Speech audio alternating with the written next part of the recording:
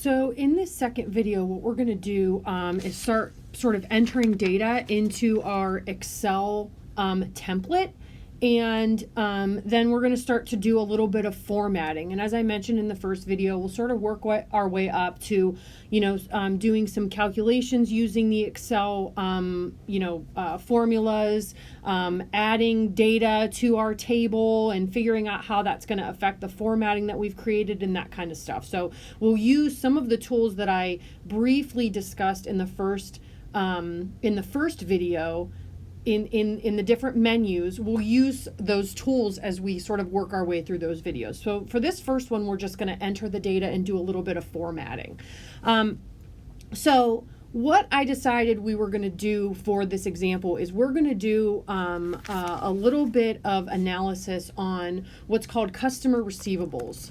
So we'll go ahead and I'm going to tap right on cell A1 and I'm going to type in customer receivable. And as you can see, it's currently center aligned. And what I want to do is make that right aligned. So right now, what I clicked on in my home menu is it's sort of just like 4 horizontal lines. And I'm going to say I want that to be left aligned. So now you can see the entire title.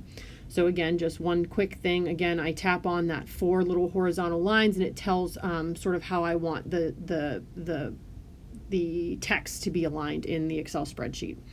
But anyway, so as I enter this data, I can sort of explain to you a little bit about what customer receivables are.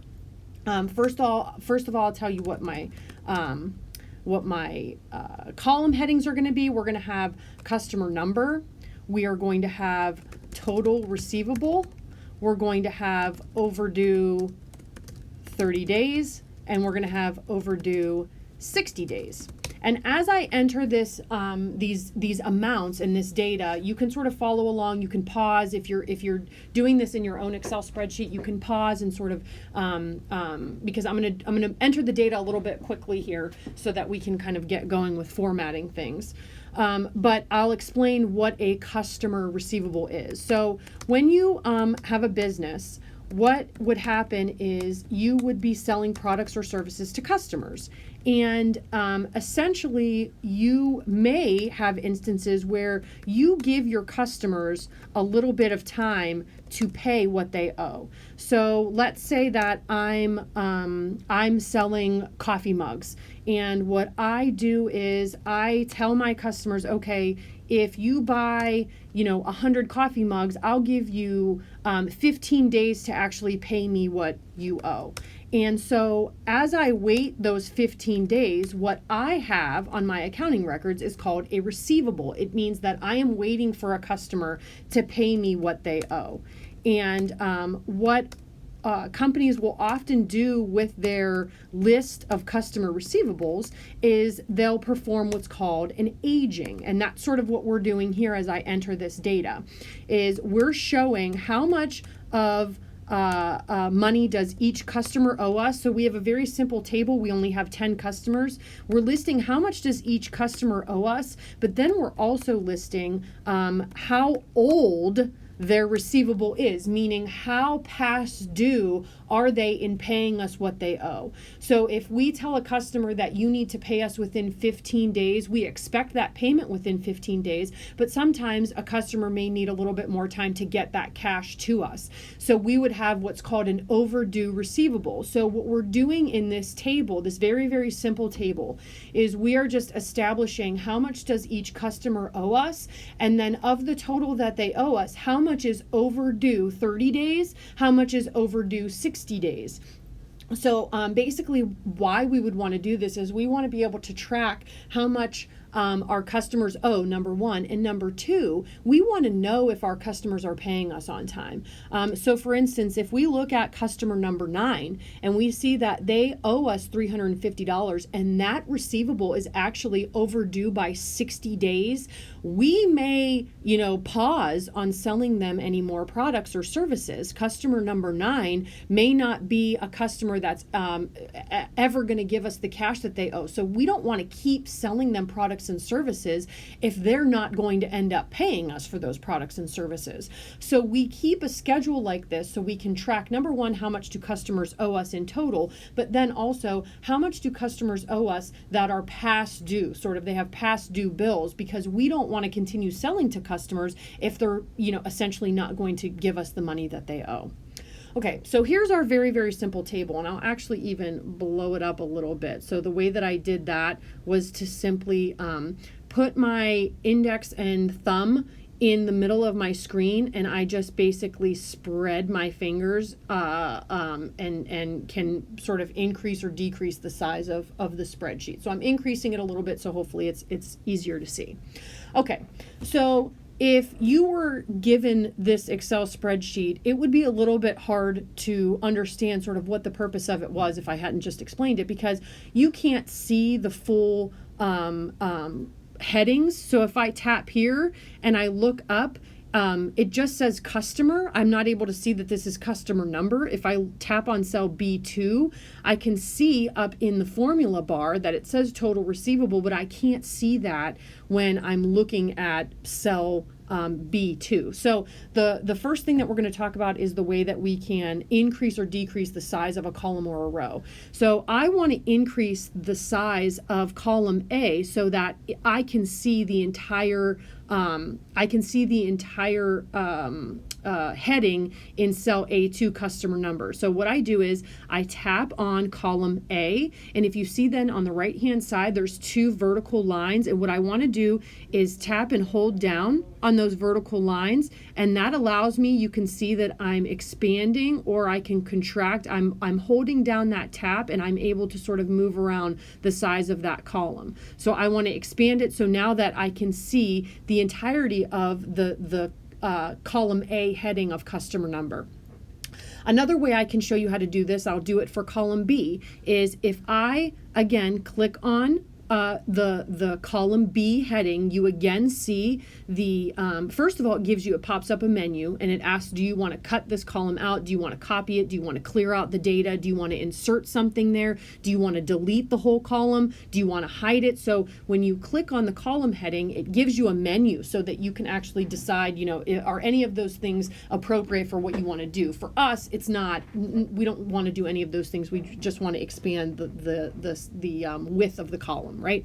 So instead of doing what I did with column A, if I want to just expand the width of this column to the exact size of that heading, what I can do again is I tapped on the letter B, and then I'm going to double tap on those vertical lines, and you see it then fills the width to the exact length that I need it to be in order to see the column heading. So I'll do it again for column C. I tap on column C once to highlight it, and then I'm going to double tap on those vertical lines, and it expands the width so that I can see the entire column heading. I'm going to do the same thing for column D one final time. So I tap on the letter D, I double tap on those two vertical lines, and now I'm able to see all of the column headings that I want to see for the entirety of the data table that I have. So that's the first thing, how to expand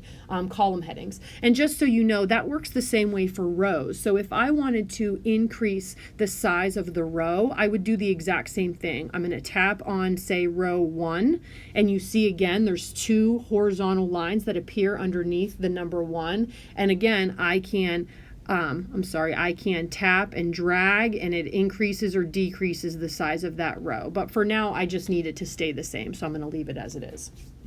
Okay, so again, we're just right now working on, we're not doing any complicated calculations. We're just really working on sort of how to format so that the table that we're presenting is visually appealing. We can sort of understand exactly, what it's showing us.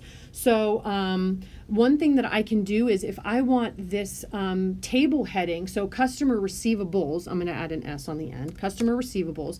If I want that table heading to sort of be centered over the entirety of my table, you see when I click on cell A1, or tap, I should say, on cell A1, you see that there's these two little green dots. And those two little green dots basically are saying, do you want to expand sort of where this customer receivables heading is.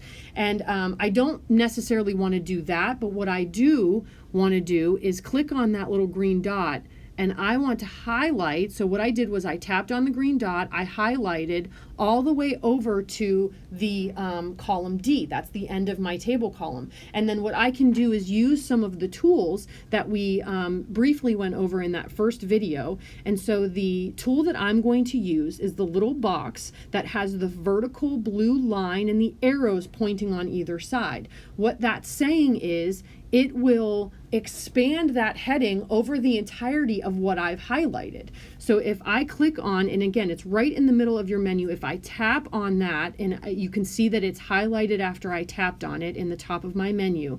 Now look at my customer receivables heading. It now covers the entirety of my table so that I know everything under that heading is related to customer receivables. So it's just a way to, again, make your table, make the data that you're putting in Excel more visually appealing. So I can do that. I can, if I wanted to, I can bold. So if I tap on the B that's in my heading, I can bold that heading. If I want to maybe increase the size of that heading so that it's sort of more prominent over my Excel table, I'm going to click on, you can see that the font is Calibri and the size of the font is 11. If I click on that or tap on, that 11, I'm going to increase that to 14. So I tap on 14. So now again, you can see that all I'm doing is sort of just making this a little bit more visually appealing. Maybe I want to make this shaded so that it's really distinct and set out from the rest of the data in the table. The shading tool is right here. I'm going to tap on it. You can see that I've tapped on, it's kind of hard to describe, but it looks like a cup that's sort of pouring over, and it's asking, do I want to create any sort of shading or coloring? Maybe I want to do a light blue. And so there, now you can see that my customer receivables table is distinct and highlighted, and again, becomes more visually appealing for whoever's going to be using this data table in the future. So again, just a few more formatting things that I'm going to do. I'm going to go ahead and tap on my customer number. And again, I'm going to tap on that little green dot in the bottom right-hand corner, and I'm going to drag that all the way over so that I have all of my column headings for each sort of individual piece of data. And again, I'm going to format it. I want those to be bolded. I'm going to increase the size of the font a little bit to 12-point font, and look what happens, right? Now again, I'm to the place where I can only see certain text that's included there. So let's increase the size of those columns again. I'm going to go ahead and for column B, I'm going to tap on the letter B and then double tap on those vertical lines. I'm going to do the same thing for column C and for column D. And you can see as I did that, the customer receivables heading expanded a little bit, and each one now we can see individually what essentially they are including. One final formatting thing that I'm going to do, and you can see me sort of going back and forth. What I'm using is on the keyboard, the up, down, and side to side arrows is another way that you can sort of navigate your way through Excel. Personally, that's my, I prefer to navigate that way rather than tapping around. And so that's, you can kind of see me moving around there. The one final thing that I'm going to do is I want all of the column headings to have a line underneath them so that I know this is the separation between my column headings and the data that's in the table. So again, I'm going to tap on that green dot. I'm going to expand over all of the table headings just by dragging. After I've tapped, I'm going to drag it over. And then on my home menu, there's an icon that looks like a little grid, and that's where I've just tapped there, and it allows you to include borders. And just what I want to include is a thick bottom border, so you can see all the different options you have. I'm going to choose thick bottom border, and then I'm going to tap onto my Excel spreadsheet again, and you can see that now I have this border that's associated with the column headings, right? So it separates the column headings from the data. So now the next thing that I'm going to do is a very, very simple formula, and that is going to be our summation formula. So this is where I just want to see in total what are my receivables from all 10 of my customers. So I want to make a total in column B, and then I want to see how much of my receivables in total are overdue by 30 days and how many are overdue by 60 days. So at the bottom of each of these columns, I'm going to create a summation formula. And so that summation formula will be able to answer those questions for me. And again, what we want to be able to do with our Excel spreadsheets is not just use it as sort of data input. We want to be able to use formulas. We want to be able to provide information from that data that helps people make decisions, right? Should we sell to these customers? Should we be allowing them to pay, over 15 days? Those are the kinds of decisions that we have to make, and these kinds of tables in Excel will help us do that. So what I'm going to do is first on cell A13, I'm going to tap on that, and I'm going to put a sort of a row heading that says total. I'm going to make that row heading bold by tapping on the B.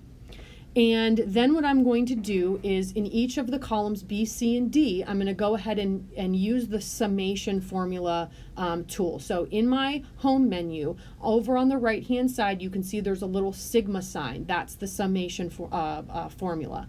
Another way you could do it is actually clicking on or tapping on the formulas bar. It gives you, a lot of different formulas, but the one that's used very often is summation, so adding, a group of data together, so that's why it's on the home menu. So I'm going to go ahead, again, I've already tapped on cell B13, that's where I want the summation to go. I'm going to click on that sigma sign, and you can see, what do you want me to do with the data? Excel is asking us, do you want the sum? Do you want the average? Do you want a maximum, a minimum? Do you want me to count how many data points you have? So this is sort of the quick reference to the normal types of formulas that someone may want to use in a very simple table like this. What I want to do again is sum. I want to add up the entire column of information or data. So if I tap on sum, you can see that Excel automatically tries to guess, what do you want to add up? So Excel basically says, do you want to add up all of the data points that are in cells B3 through B12? So that's what that summation formula means, right? So equals sum parentheses, and then there's sort of a range of cells that Excel is guessing. Do you want to add up these cells? Now, it just so happens that Excel guessed right. I want to add all of the receivables that are in column B, starting with cell B3 and ending with cell B12. If you only say wanted to add cells B3 through B6, right? So I just want to know the total of the first 4 customers. What you could do is, if you look at the bottom of the highlighted sort of box of cells, there's a little blue dot. I'm going to go ahead and tap on that dot, and I'm going to drag it up, and you can see the summation formula changes as I drag it up or drag it down. So if you only want a certain, sort of range of cells to be added or averaged or any of those formulas, that's how you can do that. You can use those little blue dots to sort of drag it up and down. But again, very simply, I just want to add up all these numbers. So once I've included that summation formula and I know it's correct, I'm going to hit return or enter on my keyboard, and you can see that it's given me a total of $4,010. That's how much my receivables are. So I can do the same exact thing for column C. Again, I want to put the summation, I want to put the total in cell C13. So I tap on cell C13. I tap on my summation tool in my home menu. I tap on sum. Again, Excel says, is this what you want to add together? And the answer is yes, that is what I want to add together. So again, I hit enter. Another even quicker way to do this is, if you know that the range of cells that you have added in columns B and C also apply to column D, right? Meaning I took cells B3 through B12 and added them together. Then I took cells C3 through C12 and added them together. If you want to do the exact same thing with column D, you can also copy and paste the formula from one cell to the next. So if I click on cell C13, it asks, do you want to cut, copy, edit, comment, clear, or fill?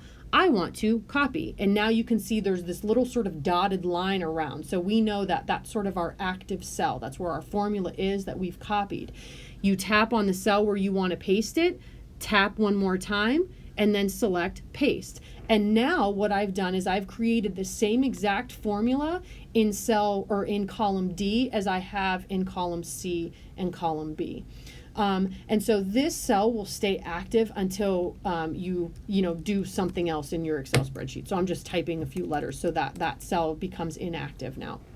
So that's a quick and easy way that you can go about copying and pasting a formula if you know that it's going to apply in the same way as it did in the previous cell. You can simply copy and paste it, or you can go through the process like we did before of tapping on the cell where you wanted to and then tapping that summation tool in your home menu and then doing the formula that way. So either way, now what we've gone ahead and done is we've created this table that gives us a little bit more information. Instead of just per customer, we know in total how much of our receivables are owed to us, how many are past due 30 days, and how many are past due 60 days.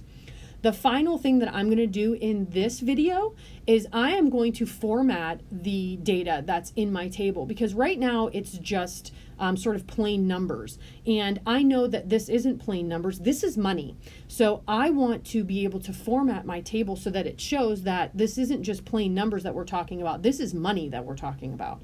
So the way that I will do that is by using, if you see in the home menu, there's ABC123.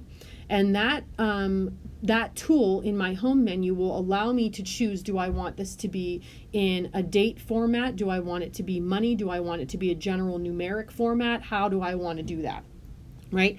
The first thing I want to do though is I want to select all of the cells that this formatting should apply to. So right now I've tapped on cell D13, and you can see again I have those little green dots in the top left and bottom right corner. I'm going to tap on and drag the green dot in the top left corner, and I'm going to drag it all the way up to cell B3.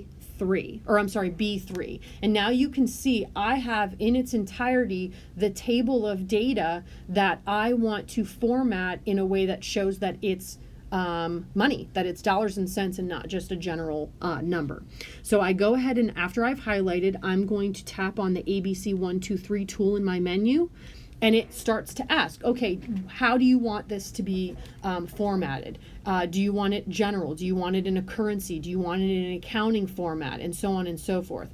I said, I want this in currency. This is dollars and cents. I want to show that it's money. So I'm going to tap on currency.